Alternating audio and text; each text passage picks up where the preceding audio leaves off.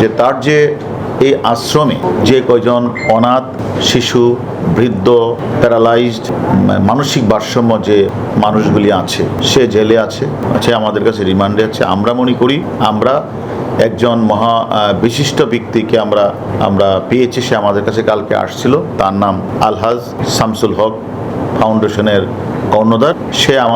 তাকে আমরা রিকোয়েস্ট করেছি যে আপনার তো ফাউন্ডেশন আছে, সে ফাউন্ডেশনটা দিয়ে আপনি যে আপনার ওই যে তথাকথিত মাদক সেবক যে মিল্টন সমাদ্দার, তার যে আশ্রম ওল্ড অ্যান্ড চাইল্ড কেয়ার, এই আশ্রমের বাচ্চা বা অনাথ বা বৃদ্ধ যারাই রয়েছে তাদের জন্য খাওয়া দাওয়া, চিকিৎসার সামগ্রী ব্যয়ভার বহন করে, এবং সে আমাদের কাছে সম্মত হয়েছেন এবং সব কিছুর ব্যয়ভার নেবেন।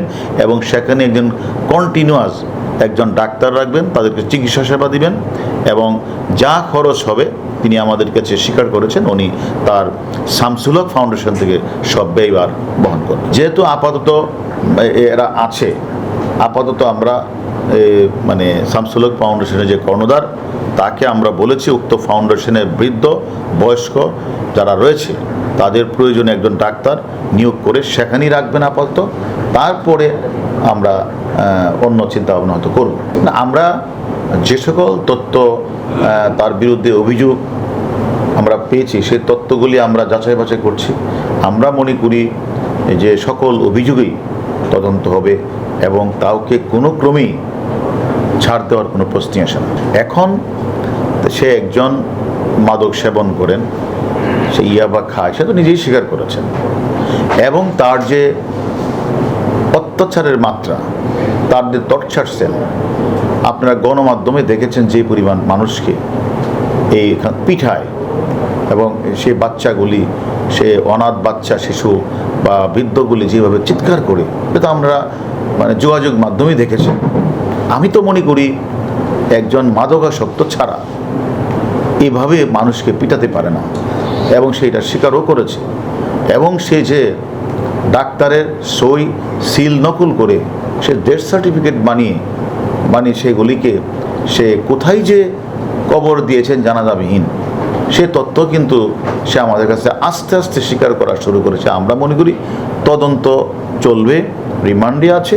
রিমান্ড শেষ না করা পর্যন্ত আসলে আমরা আপনাদের সকল প্রশ্ন এখন দিতে পারবো না, আমরা পরে জানাবো। তো তার যে কালেক্টর, তার অনেক কালেক্টর আছে যারা বিভিন্ন জায়গা থেকে তারা এতিম বাচ্চা, বয়স্ক, প্যারালাইজড, ব্রাক প্রতিবন্ধী, মানসিক ডিসঅর্ডার, এই মানুষগুলি কালেকশন করে এনে তাদের কাছে দেয়।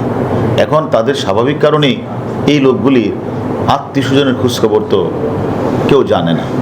এই সুযোগটাই সে কাজে লাগিয়ে তার ইচ্ছা মতো যে তার জানানো উচিত ছিল, মেডিকেলে ভর্তি করানো উচিত ছিল, মেডিকেলে ডাক্তারের কাছে সার্টিফিকেট নেওয়া উচিত ছিল, ডাক্তারদের আমাদের থানাগুলিতে ইনফর্ম করা দরকার ছিল, যেখানে হয়তো আমরা সেখানে একটা পত্রিকায় বিজ্ঞাপন দিয়ে যে এরকম একটা লোক মারা গেছে, তার কোনো পরিচয় আপনারা জানেন। সে কোনো কিছু করলেন না, মনের ইচ্ছা মতো রাতের বেলা ডেথ সার্টিফিকেটও বানালেন, আর মনের ইচ্ছা মতো কোথায় যে খবর দিলেন সেটাও আমরা তার কাছ থেকে জানার চেষ্টা করছি।